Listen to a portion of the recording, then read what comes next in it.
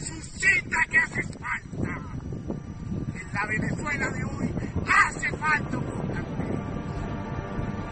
Frente a la injusticia y prostitución de nuestros militares y los cuerpos de seguridad, vendidos al narcocomunismo. Frente a la ignominia de robarse todo el dinero del pueblo para matarlo de hambre y alimentar la mente y guerra internacional y el terrorismo. Esas palabras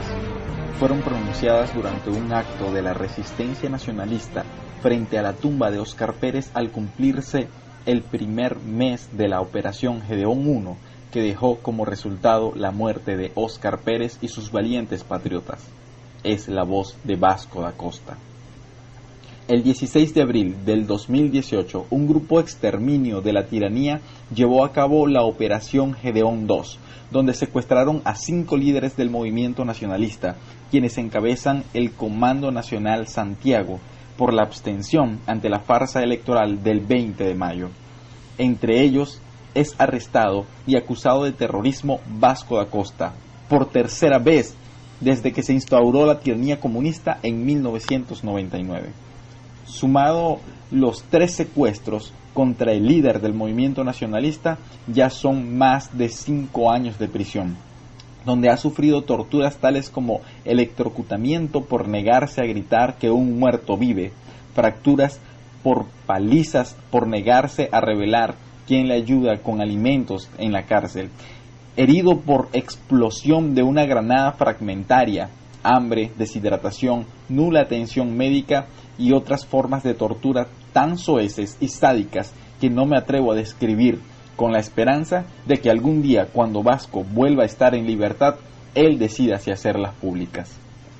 El ensañamiento que la tiranía ha demostrado contra Vasco da Costa es único. 3 veces ha sido secuestrado, torturado, sin juicio y sin pruebas, acusado de terrorismo, y solo la rápida acción de sus allegados en denunciar su detención le ha salvado de ser fusilado por las escobias lamebotas del indocumentado de Miraflores.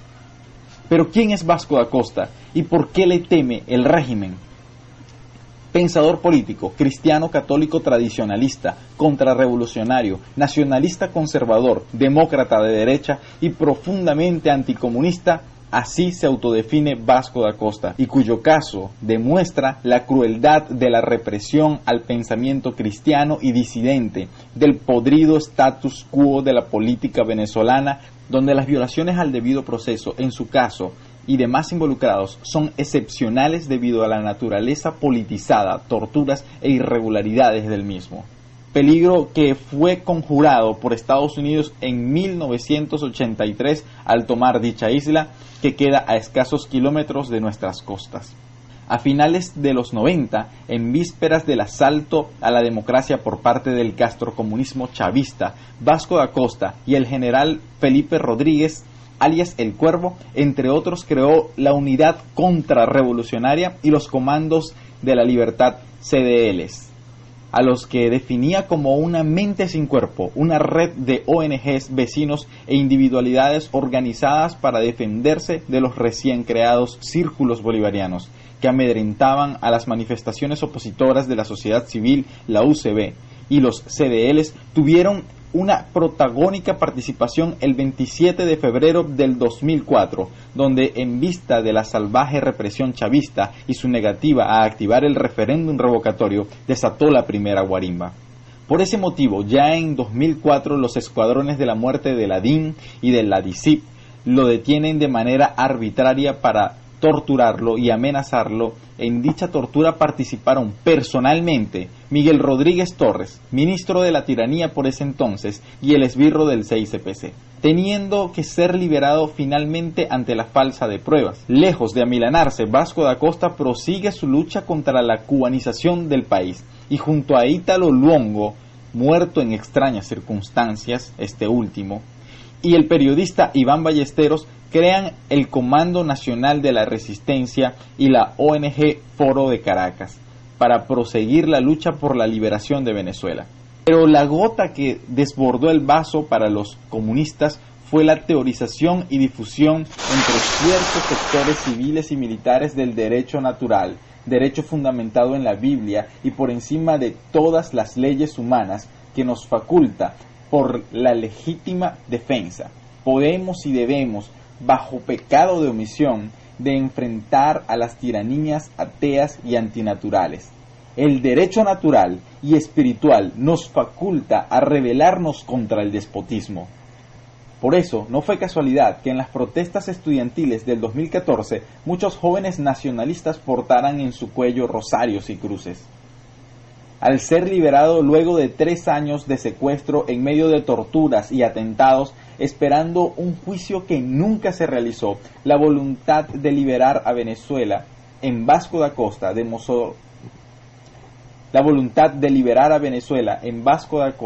demostró ser inamovible,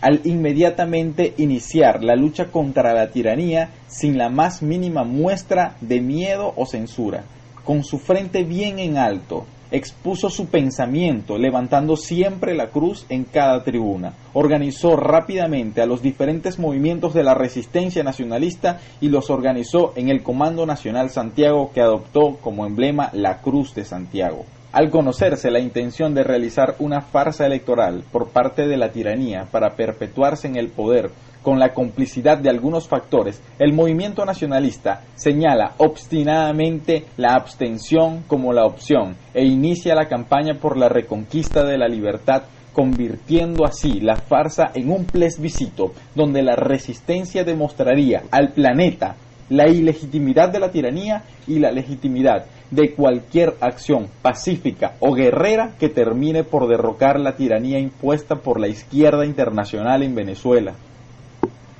En la penumbra de la madrugada del 16 de abril, mientras las fuerzas del mal allanaban en Caracas el castillo que servía de sede al Comando Nacional Santiago y secuestraban a Pedro Urbina, Régulo Castro, Luis Leal y por segunda vez a José Luis Santamaría, líderes del movimiento nacionalista, con el increíble valor, solo hombres inspirados por los más elevados sentimientos poseen, Vasco da Costa, sabiendo que un grupo exterminio se dirigía a su casa, ofreció públicamente su vida como ofrenda a Dios para la libertad de Venezuela de la tiranía comunista y por el triunfo de la civilización cristiana.